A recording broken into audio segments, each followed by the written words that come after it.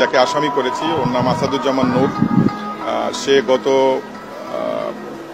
20/8/2024 তারিখে তার ফেসবুক স্ট্যাটাসে এবং ইউটিউব চ্যানেলে নবী করিম সাল্লাল্লাহু আলাইহি সাল্লাম এবং পবিত্র কোরআনের বিষয়ে যেটা আমি ভাষায় প্রকাশ করতে পারবো না এরকম কিছু অশ্রাব্য ভাষা ব্যবহার করেছে এবং লাইভে থেকে সে পবিত্র কোরআনের বেশ কয়েকটা পাতা ছিঁড়েছে এবং কোরআন শরীফকে সরাসরি তাচ্ছিল্যতার সহিত সে ছুঁড়ে মেরেছে, যেটা আমার ক্লায়েন্টের এবং সমগ্র মুসলমান যারা ধর্মবীর মুসলমান পবিত্র কোরআনে এবং আল্লাহকে বিশ্বাসী তাদের ভাবাবেগে চরম আঘাত এনেছে।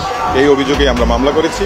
মামলা করার পরে মাননীয় ট্রাইব্যুনাল, সাইবার ট্রাইব্যুনালের বিশেষ আদালত এই মামলাটা সুষ্ঠু তদন্তের জন্য পিবিআই ঢাকাকে নির্দেশ দিয়েছে। হাজারো স্যালুট, বিষয়টা এড়াতে হওয়া উচিত ছিল। যারা আমাদের ধর্ম, হাদিস, কোরআন, নবী, আল্লাহকে নিয়ে কথা বলে তারা আমাদের শত্রু, ডাইরেক্টলি শত্রু। তো ভাতিজা, তোমাকে গরম ডিমের শুভেচ্ছা আগে থেকে জানায় রাখলাম। আসো, খেলা হবে।